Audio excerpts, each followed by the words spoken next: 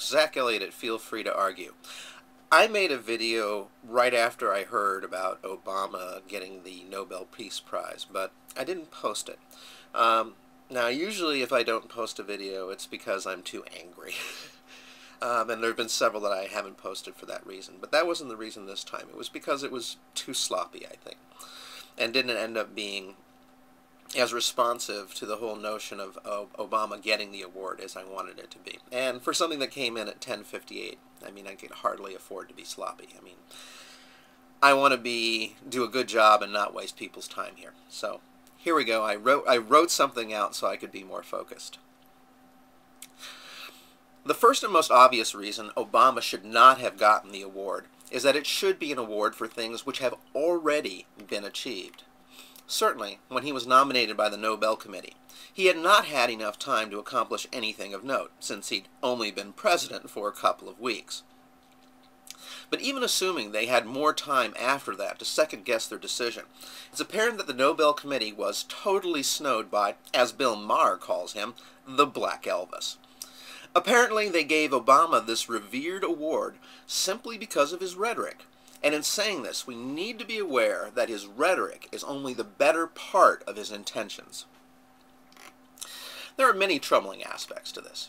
Of course, regular watchers of my channel will realize that there has been a rather serious gap between word and deed in Obama's administration in general. There are in pretty much all presidents. Most of the times when I've been critical, it's because Obama has not only failed to live up to my standards, but more importantly, he's failed to live up even to his own. Certainly, if the Obama we got was the one who promised Russ Feingold he'd help filibuster any FISA legislation with telecom immunity in it, I would be making videos about different things. But there's been no end of topics for me to talk about, starting nearly at the beginning when Obama started surrounding himself with old guard elites like Larry Summers and Hillary Clinton. These people, of course, informed him of the political realities of the situation. It's all fine and good to want change, but we must acknowledge certain political realities. Only a certain amount of change is possible, after all. Because advice like this, and his own tact-to-the-middle tendencies, Obama's policies have consistently lagged behind his rhetoric. The Cairo speech has been much touted as a watershed of American Middle East diplomacy, and it was indeed refreshing to hear an American president talk honestly about past mistakes we've made in the region, and try, rhetorically at least, to reach out to the Muslims and others in the Middle East. What got far less attention was the speech Obama gave to Israel's Knesset shortly afterward, where he bowed and scraped and essentially said, "Oh, we may have problems with Israel, but they're our good friend and we'll always have their back, no matter what." Many point to Obama's harsh words for the continued illegal Israeli settlements, but I would counter that he has not threatened the Israelis with anything substantial, like cutting the many billions in aid we give to them. I would also point out that if Palestinians were illegally building settlements on Israeli territory, we wouldn't be talking about those settlements. We'd be sending warplanes to blow them up. Afghanistan poses another problem, especially for a winner of the Peace Prize. How can anyone say that American efforts in Afghanistan and Pakistan are in the service of peace?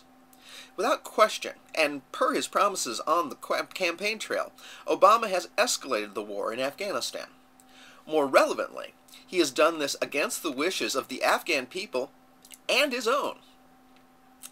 Clearly, he is not only committed to war in Afghanistan, but he is willing to take on substantial political liabilities in order to do so. Granted, given his promises on the campaign trail, and the general fear Democrats have of being seen as weak on defense, it would have taken substantial courage to reassess his Afghanistan-Pakistan policy and scale back or eliminate the military component of it. But then again, the Nobel Peace Prize is supposed to be for moral courage, an acknowledgement of the fact that while peace is generally desirable, it is often functionally quite difficult to achieve. And there are numerous other examples of how Obama, far from being courageous, has been tepid in his steps to promote freedom and democracy. Look at the slowdowns in the Iraq pullout and the Gitmo closure, and the reports that torture at Gitmo has actually increased since Obama took office. Check out the way the Obama administration has attempted to preserve elements of the Patriot Act, how it squelched Freedom of Information Act requests, and lawsuits targeting the many illegal elements of the Bush administration, as well as our unconstitutional military tribunals. Most importantly of all, there is the foot-dragging on investigating and prosecuting the perpetrators of our torture regime. How can someone who condones by their inaction the torture of human beings be said to be an exemplar of peace? Because that is what the winner of the Nobel Peace Prize should be. Whether deserved or no, the Nobel Prize, much like an Oscar, will focus attention on its recipient. So another serious problem is, what about the more deserving people who did not get the award because Obama did? Naomi Klein did a good job of illustrating this opportunity cost of giving the award to Obama over some other, more deserving person on last Friday's episode of Democracy Now! Quote, "This is supposed to be a prize that rewards concrete behavior, concrete action. And there are many people out there in the world who are under consideration for this prize, who every day perform acts that are taken at enormous risk for concrete benefit. I mean, I think that one of the names under consideration this year was Dr. Mukwege in the Congo, in the DRC. This is somebody who is under personal threat because he is saving the lives of women every day who have been violently raped. And giving the prize to Dr. Mukwege, and I'm just giving one example, would have been such a concrete victory and encouragement for that action. It would have put pressure on the United States to take action, on the international community to take action for the women of the Congo. Mukwege would have been an excellent choice.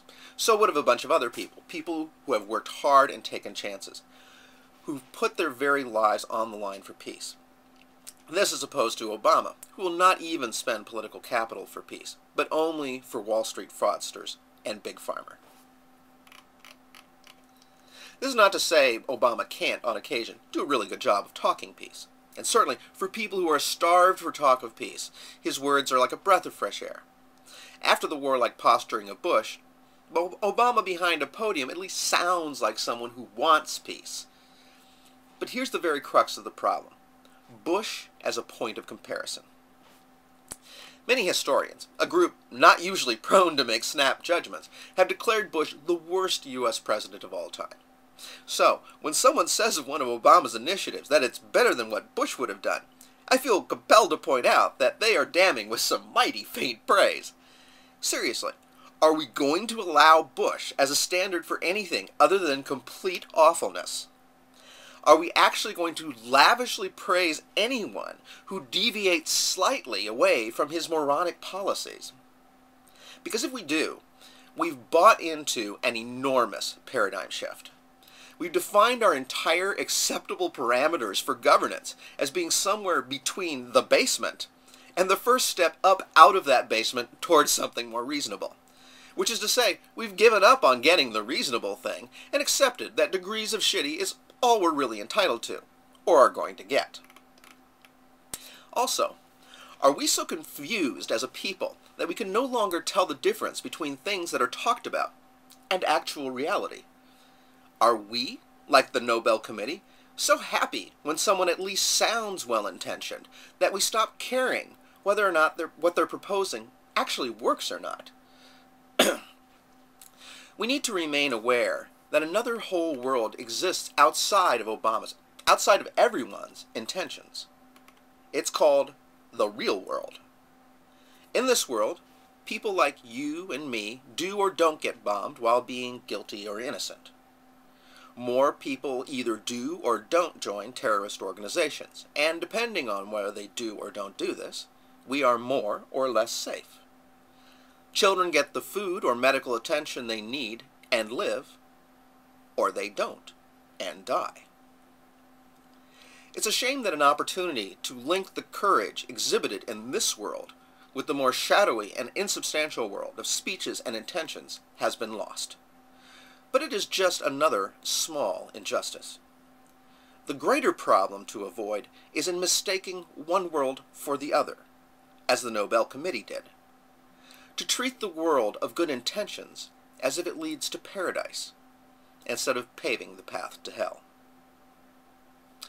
This has been Zach Elliott, and you can always feel free to argue.